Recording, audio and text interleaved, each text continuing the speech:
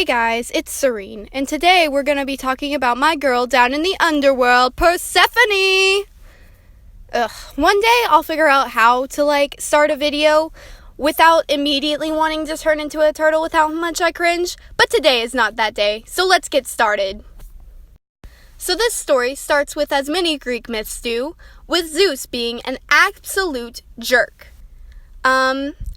So Zeus had just but he had just lost his second Titan wife, although this one ended in divorce, but the first one didn't. The first one ended in him eating her. But anyway, so he just divorced his second Titan wife, and he decided to maybe he should try some goddesses instead of the Titans. So he's looking at Demeter, and he's like, whoa, she's looking pretty cute. She's looking nice. And Demeter, of course, is like, no, I don't want you. You disgust me. And so Zeus, knowing that she said no and that she didn't want him, doesn't care. And, he decides to follow her and stalk her and just not leave her alone. Well, one day he catches her alone in a wheat field, and she tries to run away and thinks, oh, maybe I should just turn into a snake. Well, that doesn't work because he also turns into a snake and he follows her. Yeah, and then she tries to hide in a hole. That doesn't work because he follows her in the hole, and then he gets really cuddly and does not, way more than she would want. And yeah, so a little bit later, they actually ended up having a daughter because of that, and Demeter named her Persephone, and Demeter absolutely loved Persephone. She was the light of her life, love of her world, and so because of that, Persephone was spoiled and smothered. Yeah, so I bet this story is going to end really well. Nope. Well, because Demeter absolutely loved Persephone, she decided that instead of, giving her any freedom, because she knew how gross the male gods were. I mean, she was born because Zeus was a jerk. So she decided that Persephone would never be out of her sight, and she would always be watching her. And when she couldn't watch her, Persephone would be with a group of nymphs. Well, Persephone didn't like that because she was spoiled, and she decided she wanted to go and do her own thing, always. So she'd sneak out, the nymphs, they weren't soldiers, they weren't the best. They were nymphs. So she would be able to get them to kind of take naps sometimes, like, oh, let's go for a picnic and take a nap in the sunshine and stuff. They'd be like, oh yeah, let's do that. Well, while they were napping, she would go and sneak out, basically. Yeah, and that's going to end amazingly. So she sneaks out a lot, and one day, she comes across this opening in the ground, and she's like, this looks interesting, I'm gonna explore it. And she goes down, and it is the underworld. And I need to explain that, even though she's kind of matured in this stage, she's not gonna, age anymore. She's still, not mentally there yet, so she's, in her edgy, I want to be quirky and different from other girls phase. And that's how she's acting right now. Yay. So I really can't judge her because I went through a really bad phase like that in middle school.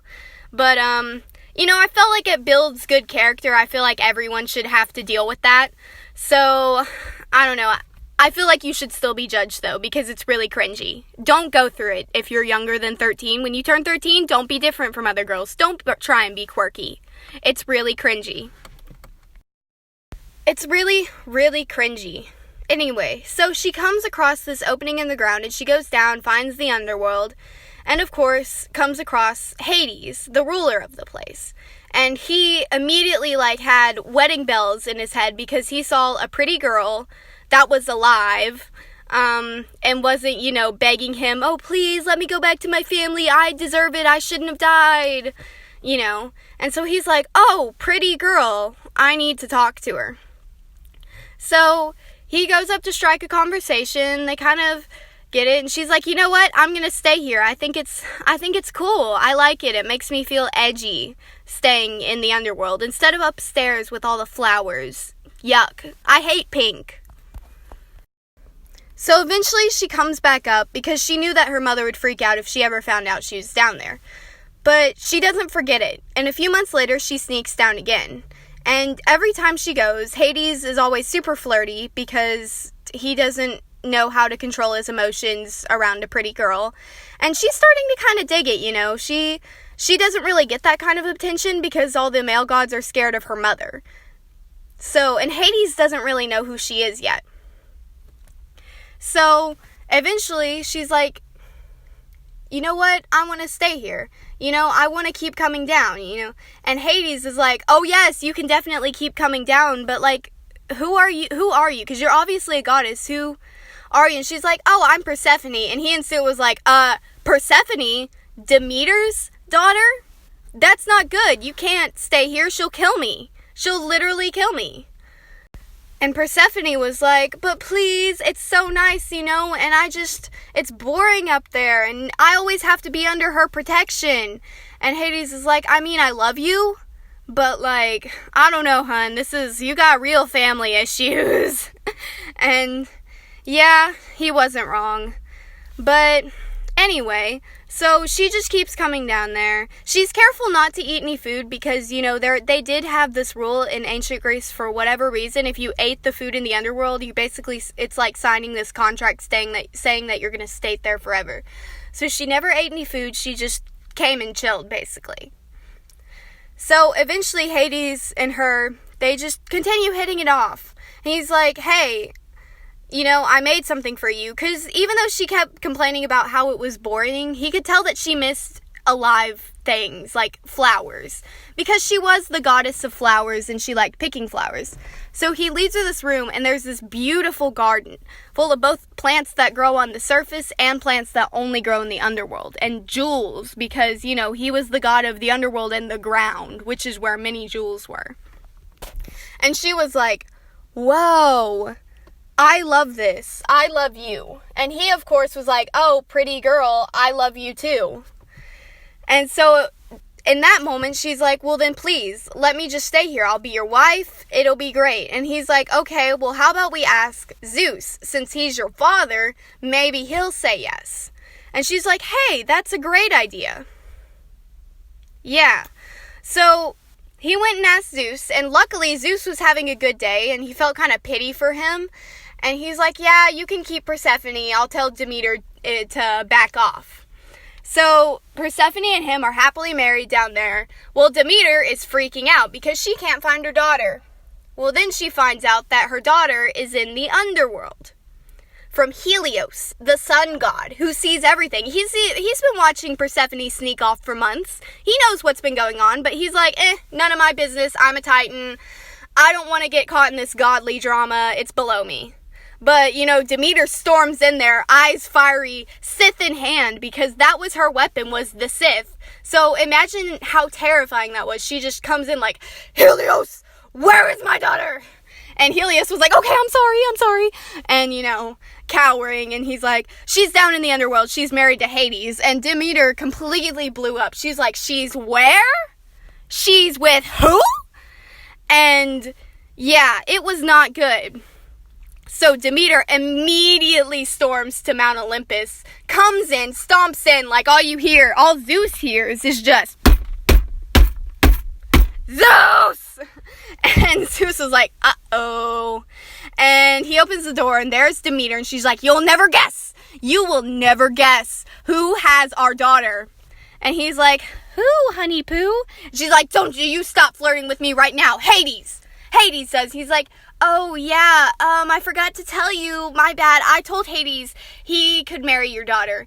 And she's like, you did what? To my precious baby? You sold her to Hades? He's like, well, she liked it down there. And Demeter's like, oh, no, not my daughter. I didn't even know about this. I didn't even get to be at the wedding. But anyway, she wasn't really caring about the wedding right then. She was just majorly freaking out, you know, as any mom would. Like, it was bad, okay? It was bad. And so then, Demeter is like, Zeus, you are gonna get our daughter out of there right now and tell her she has to come home. And Zeus is like, I can't, she's already married. And she's like, well, has she eaten any food? And Zeus is like, no, not that I know about. And Demeter's like, fine then, send Hermes to go get her, because Hermes was the messenger god. So she sent Hermes, and Hermes got down there and he's like, yeah, you have to come home now. And Persephone looked him in the eyes, grabbed a pomegranate, I don't know why, and just scooped out a third of it and ate it. All in one bite. And if you've ever seen a pomegranate, they're kind of big. But yeah, she just scooped it as a big like, hey, screw you, I'm not going back up there. Oops. And she's like, oops, I guess I can't go. Because I just ate, my bad. And Hermes was like, uh-oh, I'm about to get killed. Oops. Yeah, but if you've ever had a pomegranate, I don't know. I feel like I just couldn't eat a third of it. I can only eat one seed at a time, which sounds really lame, but that's just me. I can't even imagine eating, like, an entire third of it. That's just, I don't know. But I mean, you know what, go big or go home, Persephone. You do you. You make your point, queen. So he goes back up and tells them what happened, and Demeter is about to throw a tantrum, and that's exactly what she does. She starts screaming, tables start flying around, Zeus gets knocked off his throne because she's throwing stuff at him. It's bad. And she's like, you know what? Until I get my daughter back, the mortals, I'm not gonna grow any more crops. The mortals will all starve and die, and it will be all your fault. And Zeus is like, psh, there's no way she could do that. Like, this is the lady who couldn't even kill a blade of grass. She made them all grow because she just was so attached to them. And he's like, you're bluffing, and haha, I'll see you in a few days when you're calmed down. Well, Demeter did not calm down, and people started dying of starvation by the thousands. And it was really bad. Like, really bad. And Zeus eventually was like, what are you doing? People are dying. She's like, well, I haven't gotten my daughter yet, so they're going to keep dying. I don't care about them. I care about my daughter. And so he's like, okay, we need to come up with a compromise. How about since Persephone only ate 1/3 of the pomegranate, she spends 1/3 of the year in the underworld. And Demeter was like, and she'll spend the rest of the year with you. And Demeter was like, fine, I'll take that since I get to spend most of the year with my daughter. Yeah. Persephone ended up being okay with that arrangement since she figured she got to go down to the underworld for 1/3 of the year and get to be in the sunlight. She was okay with it. Hades was just happy that he wasn't immediately killed by Demeter and wasn't just completely decimated by her wrath. Yep. Anyway, so that's the arrangement they ended up working out. I guess it worked out for them, but that's why the Greeks said that in the winter everything died, because Demeter was upset that her daughter had to go down in the underworld. But moral of the story is, because thousands of people will die. I know it's kind of different from the traditional myth that most people tell, but I really prefer this one better. I think that Hades is honestly one of the better gods. He's just kind of a little weird, and that's why they don't like him. But yeah.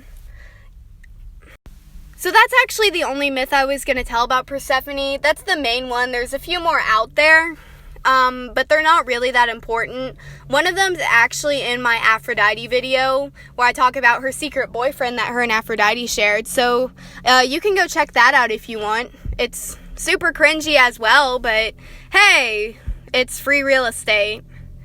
Yeah, so this artwork was based on one of my previous Greek gods I had drawn, obviously Persephone. I really liked drawing her. She's one of my favorites color-wise because purple is my absolute favorite color. So, yeah, I really enjoyed redrawing this one, and I really enjoyed making the wreath. I will be showing I'll be showing my older drawing in here. You probably saw it in the corner, but I'll be showing it somewhere near this time because the video is kind of winding down, ending, you know how it be. Yeah, well, if you like this video, then awesome. You can go ahead and feel free to subscribe to me. I'll definitely be doing more Greek goddesses in the future. I really enjoy making these. It's a lot of fun. I like getting to scream at myself for 20 minutes. Yeah, I live a sad life. And if you have any myths or gods or goddesses you want me to talk about in the future, then like tell me in the comments, because I'll definitely read them and I will definitely do them, because I want to do more. It doesn't even have to be Greek. In the future I plan on doing like Norse and maybe even Egyptian. Probably not Roman, because it's just like great value Greek. It's like the Walmart version. It's not that good. But yeah. So thank you so much for watching. I really hope you enjoyed it. And yeah. See ya.